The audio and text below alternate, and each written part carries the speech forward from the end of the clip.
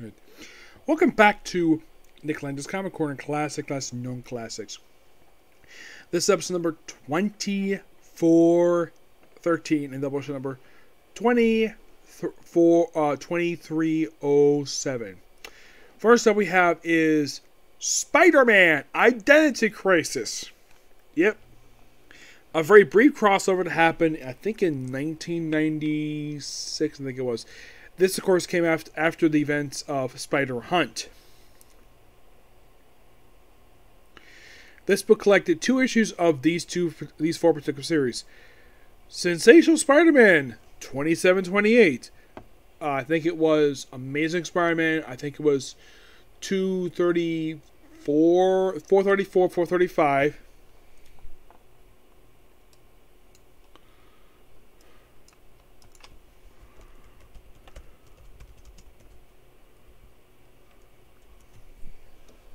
Yeah, so Identity Crisis basically was Sensational Spider-Man 2728, Amazing Spider-Man 434, 435, Peter Parker Spider-Man 91, 92, and Spectacular Spider-Man 437, 57, 58.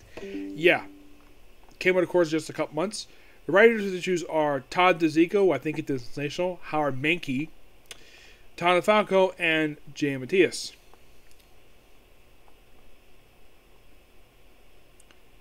Yep. So, first up we have, now because Spider-Man had to go on the run after attacking Norman Osborn, because he knows he's Norman, the public doesn't know that, because according to the public, Spider-Man attacked a businessman for no reason, even though he had a reason. So, in each of these issues, he's always assuming a new identity. In Sensational Spider-Man, he becomes Hornet.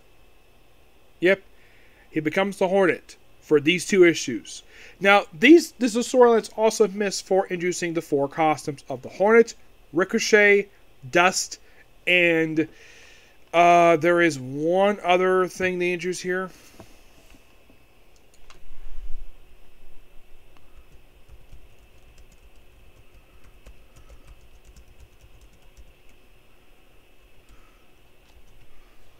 Yeah, so basically it's Ricochet, Hornet.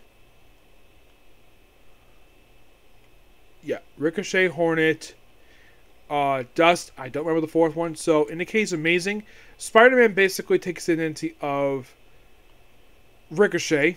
In Sensational, it is... Yeah, in Sensational, it is Hornet. In the case of Spider-Man, that one, he does not take up identity. Well, not for the first issue. I think next issue he does. Oh, yeah, he becomes Dust. Yep, he becomes Dust in Spider-Man. In the case of a Spectacular, he becomes Prodigy. Yep. And mostly put, basically, despite the fact it's a mini crossover between these 4 books, you start with, they say it was with Essential Spider-Man 26, but that's the prelude to this, basically, where you have Hydro Man and, of course, Sandman fighting each other in the prologue to this thing in Sensational Spider-Man 26.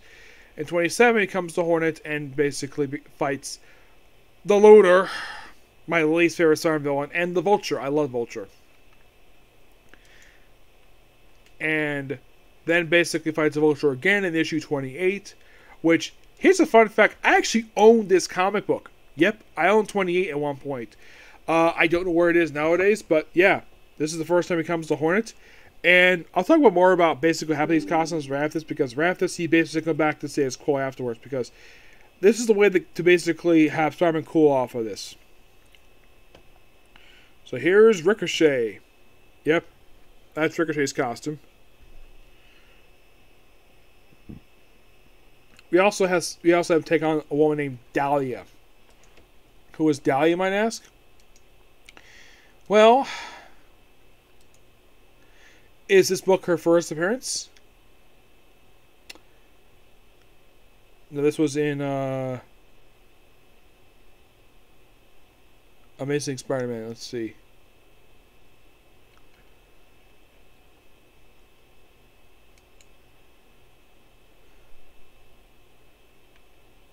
Here we go.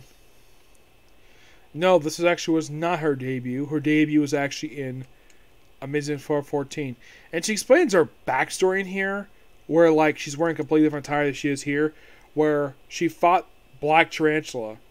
And of course, no one else when I played, they're like, oh, we have a new hero, just Hornet. Yeah, it comes Ricochet. Then you have Dahlia, and we have her mention. We also have Scar here too. There's a bunch of people calling themselves Scar. Yeah, and of course you have Ricochet. Spider-Man is Ricochet fighting her. Yeah, then so oh yeah, she's working for Black Tarantula here. When she's of course you also have Rose, who you might be curious though. Is this Richard Fisk? Nope, it's Jacob Conover. Yes, Jacob Conover. Who is Jacob Conover, you might ask? Why, he was basically, well, he was a character from Daredevil. He became Rose in 414.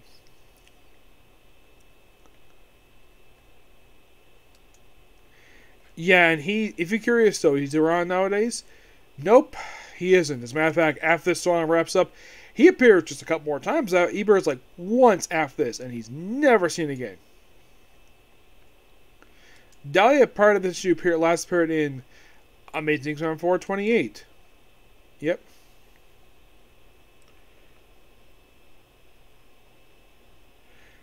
Yeah, then she mentioned, oh yeah, how she fought Black Tarantula. And for some reason, the artist picked it where, like, it's just me or is her costume has got no back to it? Yes.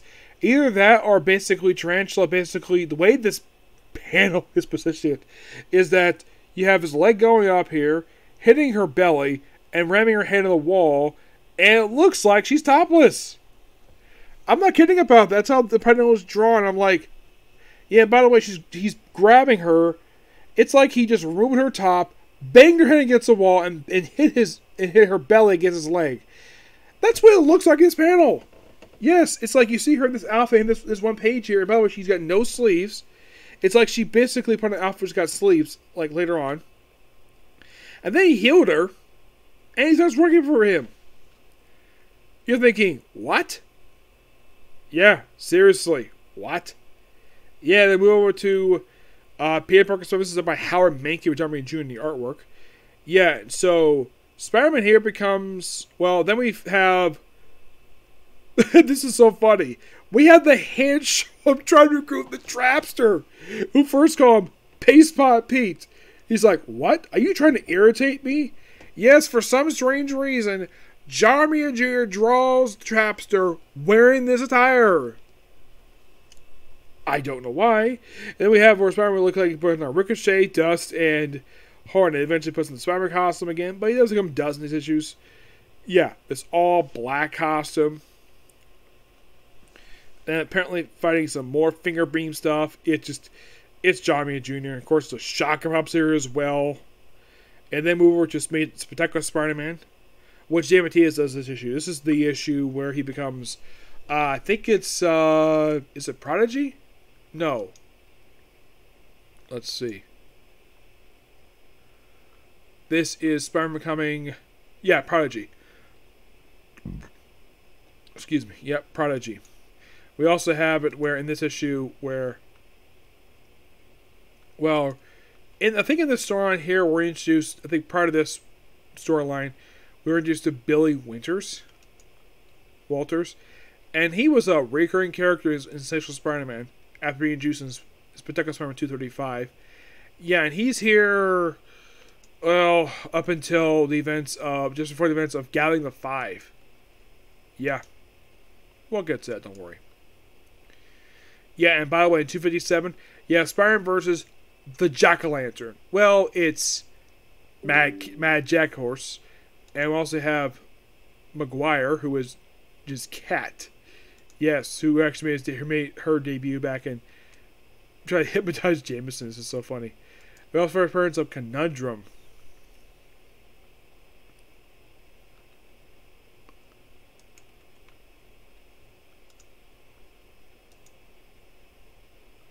Prodigy is basically somebody we see later on. Don't worry about that. Yeah, then we have first appearance Master Harem Charles. It's like basically... Oh, by the way, he's here for like 2 issues. He's here for 257 and 258. Yep.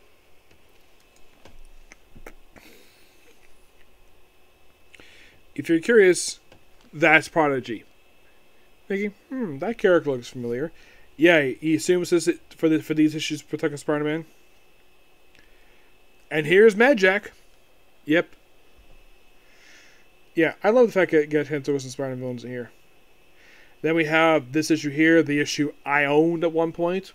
Yes, I own this one. This is the only issue. Because the only reason I recognize it because, well, look at this. I recognize this page because I read this page many times. I read this issue like 4 or 5 times over the years. Like give it a check, and then the Vulture shows up here. Really fun stuff here. I love this storyline. Yep. And it gets wrapped up basically with Spider-Man going back to status quo. It's like, yeah, we have these 4 heroes show up, draws the heat off him, and then like, what happens in the story arc here, where Spider-Man goes back to basically being Spider-Man. Right after the storyline wraps up here. Yep. And sadly put, when it comes to these issues in particular, let's see, here we go. This would also be the last set of issues for, oh, by the way, I give the book a rating of a 10 out of 10. It was really good. Sadly put, in the case of some of these issues, Spectre Spider-Man for the first 5 and 200s, it's all done. Because what happened next for Spectre Spider-Man afterwards? We had the Return of the Hobgoblin storyline, or at least called Hobgoblin Lives. And all the rest of the books had about 3 or 4 issues left to go, because Amazing got a few issues, Essentials got a few issues, and so is Spider-Man. And, well, we're not done yet, per se. Nope. Next up we have is The Tomb of Dracula, The Complete Collection, Volume 2, which collects issues 16 and 24 of the Tomb of Dracula comic book, Wear It by Night 15, Frankenstein's Monster 7 through 9, and this is quite weird, Dracula Lives 4, 6, and I think 7. Though technically issue 5 is referred to as volume 2 number 1 for some strange reason. And I think that's it. The writer of this issue, of course, Marvel does the Tomb of Dracula issues. Lee Wein, Chris Claremont, Gary Frederick, Roy Thomas, Jerry Conway, Tony Isbella, Doug Moak, Steve Gerber, Tom Rook, Mike Frederick, artwork, Gene Colan, who does pretty much all books here, Michael Pong, Ross Aldru, Don Heck, John Bushma, Dick Giordano, Frank Springer, Pablo Marcus, Val Murphy, Annie Kuga, Veniti Alcacer, and George Evans. Yep. In the case of what happens in Tomb of Dracula,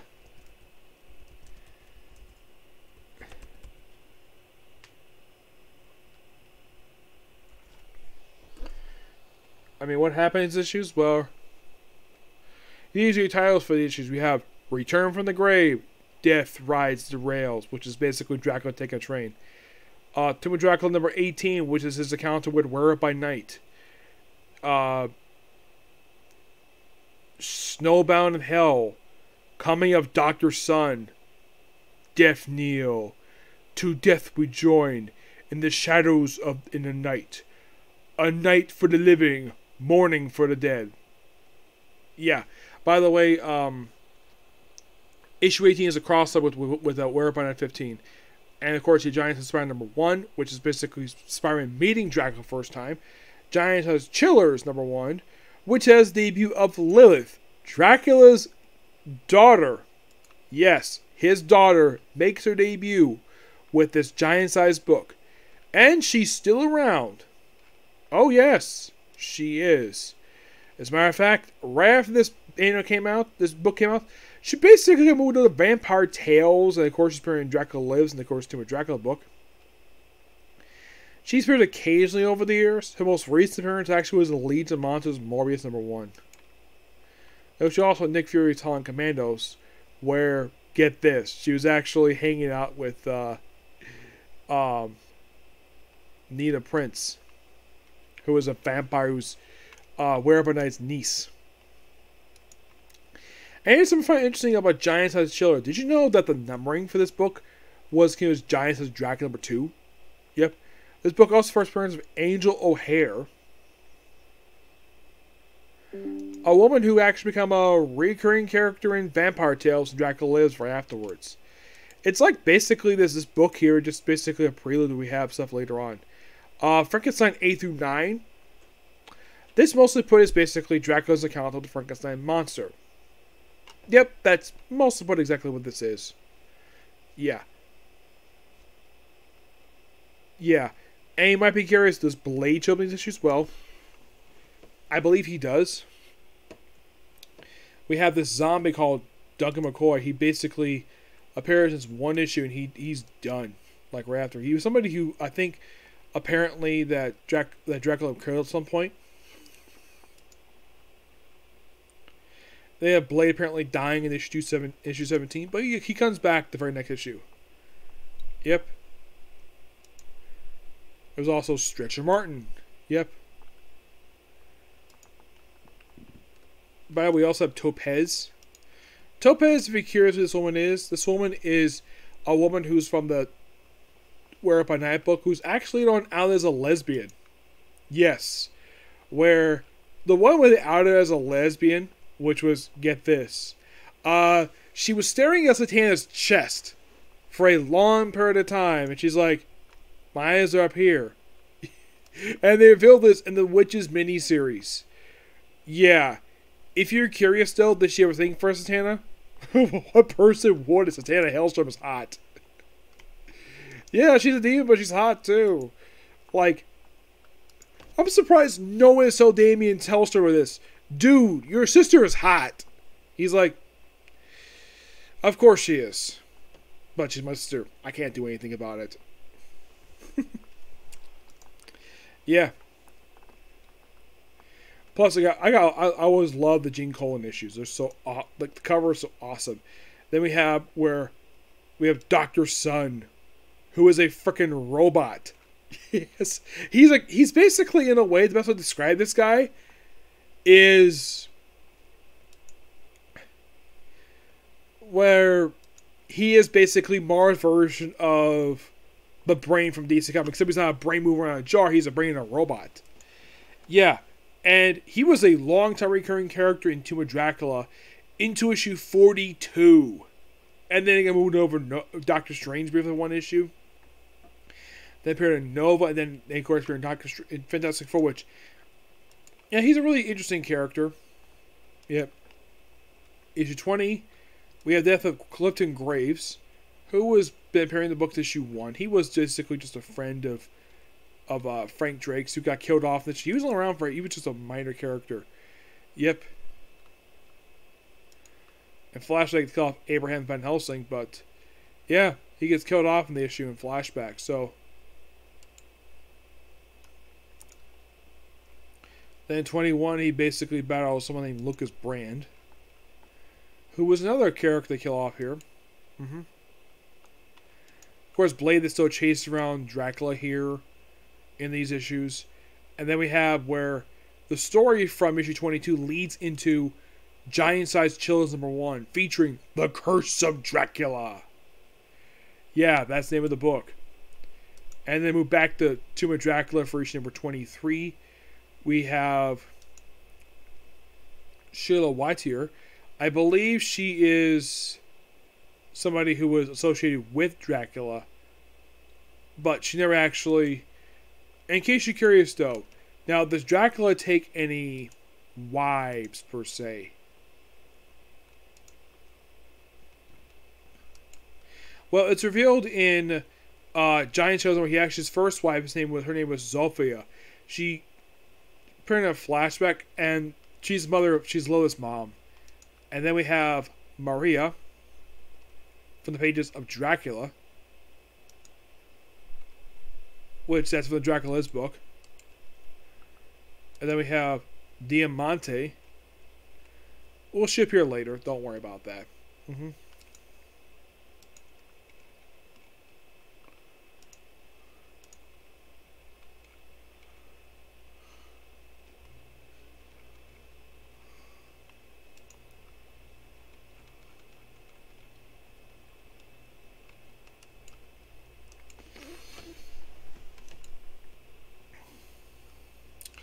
Yep. And then pretty much after dealing with, well, who else? Alistair Dilwick, who just basically, he looks like a character from the Dracula movies, and it seems as though Marvel has taken a lot of inspiration from the Hammer films.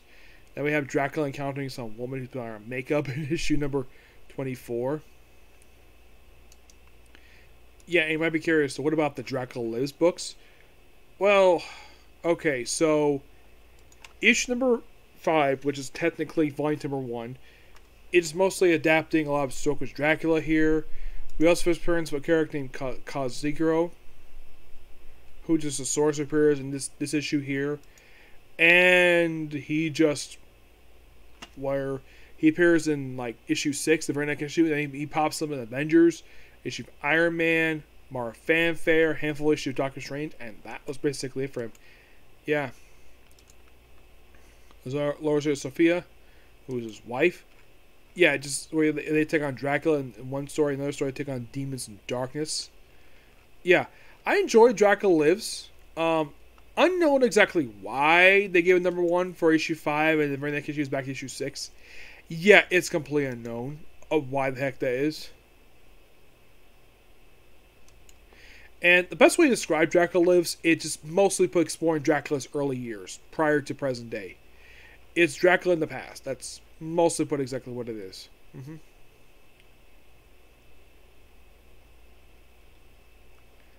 Yep. And I think it also contained issue 7, I'm a second. Yes, it did. Plus, you gotta love these covers. Yeah, the covers for issues for these books here are mostly done by Louis Demacais. It basically is like a movie poster. Yeah. These are like just other stories. Also, the Brides of Dracula make the first appearance in this very book itself. Yeah, the brides themselves are essentially the wife, they make the first appearance in Dracula number 1, Dracula Lives number 1, and they mostly appeared in this book. They appeared a couple times in Dracula, Legion of Monsters, Shadows and Light. Basically appeared a few more times after that. Last appearance was in Fearsome 4, number 2. That was the last time we saw the Brides of Dracula, but technically the last appearance was in Marvel's Shadow and Light number 1. Yeah, that was the last time we saw them. It's mostly a Blaze story, but that's something else altogether. But what do I give the rating of The Tomb of Dracula, the complete collection, book number 2? I give that a 10 out of 10 because it's really good. Okay, so that's episode review. Next episode is going to be Bleach. But that's going to wait a bit, okay? Next video.